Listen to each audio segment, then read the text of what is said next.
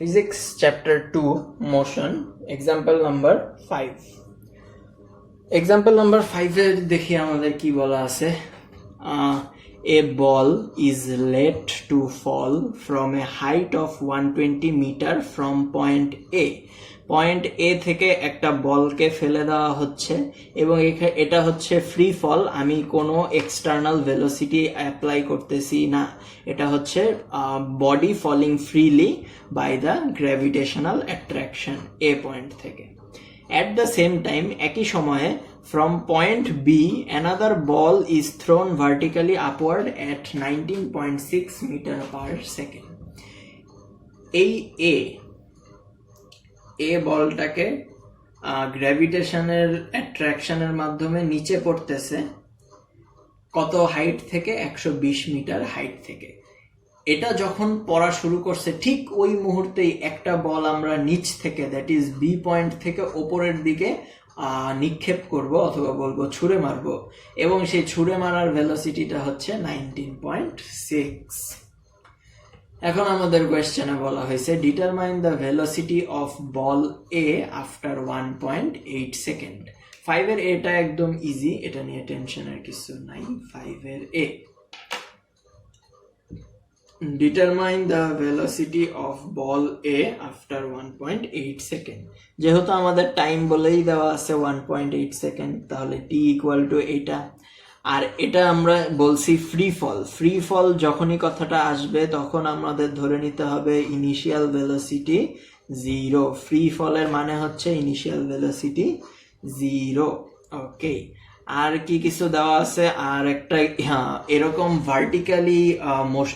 Vertical মোশনের জন্য আমরা প্রথম চারটা এক্সাম্পল যতগুলা করছিলাম সবগুলা গাড়ি ট্রাক দৌড়াদৌড়ি এগুলা ছিল ওইগুলার ক্ষেত্রে যেই মোশনটা আসে সেটা হচ্ছে হরিজন্টাল মোশন কিন্তু আমরা যেটা করলাম সেটা হচ্ছে ভার্টিক্যাল মোশন আচ্ছা ভার্টিক্যাল মোশন ওকে এখন ভার্টিক্যাল মোশনের ক্ষেত্রে আমাদের সবসময় একটা ইনফরমেশন দেওয়া থাকে কোয়েশ্চেনে বলা থাকে না সেটা হচ্ছে এক্সেলারেশন ডিউ টু গ্র্যাভিটির ভ্যালু হচ্ছে 9.8 মিটার পার সেকেন্ড স্কোয়ার এইটা আচ্ছা সো এখন আমরা ইকুয়েশন অফ মোশন থেকে যদি ভার্টিক্যাল মোশনের ফর্মুলা অ্যাপ্লাই করতে চাই ভার্টিক্যাল মোশনের ফর্মুলা কি আসবে আচ্ছা আমাদের বের করতে হবে কি ভেলোসিটি সো আমাদের এই কয়টা ভ্যারিয়েবল নিয়ে কাজ করতে হবে সো আমরা ইউজ করব v equal to u plus gt অবশ্যই তোমাদের মনে থাকতে হবে যে যখন কোনো কিছু নিচে পড়বে ওপর থেকে নিচে পড়বে তখন জিটা পজিটিভ কিন্তু যদি কখন কোনো কিছু নিচ থেকে ওপরে ওঠে তখন জি এর ভ্যালুটা নেগেটিভ হবে যেমন এ বলের জন্য এটা নিচে পড়তেছে তাই জি হচ্ছে পজিটিভ কিন্তু বি এর জন্য বলটা ওপরে যাচ্ছে তাহলে বি এর জন্য জি কি হবে নেগেটিভ হবে এই কথাটা অবশ্যই মনে রাখতে হবে so u plus 9.8 into 1.8 so এটা যদি আমরা ক্যালকুলেটরে ক্যালকুলেশন করি then we will get 17.64 metre per second so এই বল এ 1.8 সেকেন্ড পরে এর ভেলোসিটি হবে হচ্ছে 17.64 মিটার পার সেকেন্ড ওকে এখন আসি আমরা 5 এর B will the balls meet except ground explain mathematically দুইটা বল কি গ্রাউন্ড ছাড়া মিট করতে পারে আমরা জানি না মিট করবে নাকি না বাট আমরা ধরে নিলাম যে অবশ্যই মিট করা পসিবল আমরা ধরে নিলাম দুইটা বল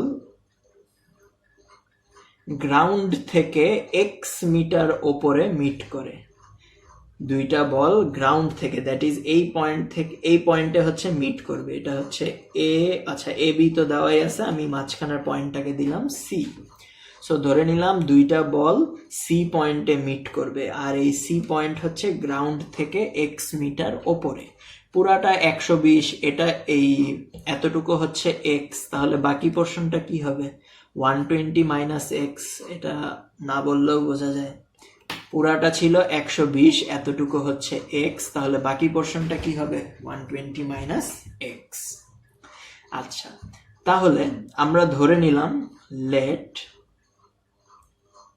two balls meet at point C after t second. একটা সার্টেন টাইম পরে t second at x metre above ground, ground থেকে x মিটার ওপরে C পয়েন্টে t সেকেন্ড পরে মিট করবে। সো এই দুইটা জিনিস হচ্ছে আমাদের ধরে নেওয়া, সো এই দুইটা ভ্যারিয়েবল হিসেবে থাকবে। আচ্ছা, এখন আমরা যদি চিন্তা করি, কি চিন্তা করা যায়, এখন আমরা ইকুয়েশন অফ মোশন ইউজ করতে হবে অবশ্যই। সো আমরা কোন মোশনটা ইউজ করব? আচ্ছা, আমরা ডিসপ্লেসমেন্টের মোশনটা ডিসপ্লেসমেন্টের ইকুয়েশনটা ইউজ করব। আমাদের মনে রাখতে হবে ভার্টিক্যাল মোশনের ক্ষেত্রে সবসময় আমরা কি মোশন ইউজ করতেছি? Non uniform motion. ভার্টিক্যাল মোশনের ক্ষেত্রে velocity can not be uniform. So আমরা কোন ফর্মুলা ইউজ করব? ফর্মুলা যেটা ইউজ করব সেটা হচ্ছে h equal to ut plus half gt square. Okay, এখন আমরা দেখি এই যে বি এর ক্ষেত্রে যদি আমরা চিন্তা করি, বি এর জন্য ডিসপ্লেসমেন্ট h, এটা কি x ইকুয়াল টু ut। আচ্ছা, u তো 0, আচ্ছা না, u আছে, সরি, u হচ্ছে 19.6 t, কারণ টাইম আমরা ধরে নিছিলাম t, plus half g t square. আচ্ছা, এখানে একটা ঝামেলা, g পজিটিভ আমি দিয়ে ফেলছি, বাট এটা হবে নেগেটিভ। কেন নেগেটিভ হবে? একটু আগেই বলছি, ভার্টিক্যাল মোশনের সময় নিচ থেকে কোনো কিছু উপরে গেলে g এর ভ্যালু নেগেটিভ হয়। সো এখান থেকে আমরা লিখতে পারি x equal to 19.6 t minus g এর ভ্যালু হচ্ছে 9.8, এটাকে 2 দিয়ে ডিভাইড করলে আসবে 4.9 t স্কোয়ার। এটাকে আমরা 1 নাম্বার ইকুয়েশন দিলাম। এখন আমরা এর জন্য চিন্তা করি, এ। আচ্ছা, এর জন্য ডিসপ্লেসমেন্ট কত? 120 মাইনাস x। এটার ইনিশিয়াল ভেলোসিটি 0, তাই ut এই টার্মটা 0 হয়ে যাবে, আমি লিখবো না। এখন এ বলটা ওপর থেকে নিচে পড়তেছে, তার মানে g কি? পজিটিভ। সো g হচ্ছে 9.8 ডিভাইডেড বাই 2, এটা হবে 4.9 t স্কোয়ার। হোপফুলি ঠিক আছে। এখন আমরা যদি ইকুয়েশন 1 থেকে x এর ভ্যালুটা এখানে বসাই দিই, আমাদের কাজ হয়ে যাবে। x এর ভ্যালু হচ্ছে 19.6 t, মাইনাস মাইনাসে প্লাস হয়ে যাবে 4.9 t square equal to 4.9 t square. Both side থেকে 4.9 t স্কোয়ার ক্যান্সেল আউট হয়ে যাবে। এখান থেকে আমরা লিখতে পারি 120 ইকুয়াল টু 19.6 t, অথবা t ইকুয়াল টু আমরা লিখতে পারি 120 divided by 19.6। So 120 divided by 19.6 calculator দিয়ে করলে আসবে 6.12 সেকেন্ড। এই কথাটার মানে হচ্ছে বল এ এবং বল বি মিট করবে কতক্ষণ পরে? 6.12 সেকেন্ড পরে। আচ্ছা, উইল দ্য বলস মিট এক্সেপ্ট গ্রাউন্ড? হ্যাঁ, গ্রাউন্ড ছাড়াও এরা মিট করবে। এখন কথা হচ্ছে গ্রাউন্ড ছাড়া মিট করবে এত টাইমে, এবং কোন পয়েন্টে মিট করবে? দ্যাট মিনস এক্স এর ভ্যালু আমাদের বের করতে হবে। সো এক্স ইকুয়াল টু কি হবে? 19.6 into T, that is 6.12 minus 4.9 into 6.12 square. এই পুরাটা যদি আমরা ক্যালকুলেটর দিয়ে ক্যালকুলেশন করি, 19.6 multiply 6.12 minus 4.9 into 6.12 whole squared. So আমাদের অ্যান্সার আসবে হচ্ছে minus 63.57 মিটার। আচ্ছা, এখন কথা হচ্ছে আমাদের ভ্যালুটা নেগেটিভ আসার রিজনটা কি? আমাদের ভ্যালুটা নেগেটিভ আসার রিজন হচ্ছে আমরা মাটি থেকে কনসিডার করছি, বাট এটা অ্যাকচুয়ালি হবে উপর থেকে নিচে, অথবা এটাকে আমরা কিভাবে বলতে পারি, আমাদের যে ইকুয়েশনের ভেক্টরগুলা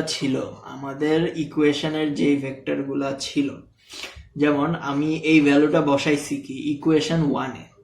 আচ্ছা, ইকুয়েশন 1 ছিল এটা। আচ্ছা, এখন যদি আমরা চিন্তা করি এই যে 19.6 দ্যাট ইজ ইনিশিয়াল ভেলোসিটির ডাইরেকশন কই ছিল, ওপরে ছিল 19.6। ওকে, টাইম তো এটা স্কেলার কোয়ান্টিটি, এটার কোনো হিসাব নাই। আচ্ছা, এবং জিটা কই ছিল, জি ছিল নিচে 9.8, কিন্তু আমরা জিটাকে নেগেটিভ ধরছি না, জিটাকে কি ধরছিলাম, নেগেটিভ ধরছিলাম, আর 19.6টাকে কি ধরছিলাম, পজিটিভ ধরছিলাম। এই কথাটার মানে কি, আপওয়ার্ড ডিরেকশন হচ্ছে পজিটিভ আর ডাউনওয়ার্ড ডিরেকশন হচ্ছে নেগেটিভ। তার মানে এক্স এর ভ্যালু নেগেটিভ 63.57 মিটার। এই কথাটার মানে হচ্ছে বোঝাইতেছে ওপর থেকে নিচের ডিরেকশন বোঝাইতেছে, আর কিছু না। সো এক্স এর ভ্যালু হচ্ছে 63.57 metre. That is, the two balls will meet after 6.12 seconds at a height 63.57 meter from the ground. এই নেগেটিভ সাইন দেখে ভয় পাওয়ার কোনো দরকার নাই, নেগেটিভ সাইনটা খালি ডিনোট করতেছে এই ডিসপ্লেসমেন্টটা হচ্ছে আমাদের জি এর ডিরেকশনে, কথাটার মানে হচ্ছে ইন দ্য ডাউনওয়ার্ড ডিরেকশন, আর কিছু না। অবশ্য এখানে হয়তো আমি একটু কথাটা ভুল বলছি, সরি।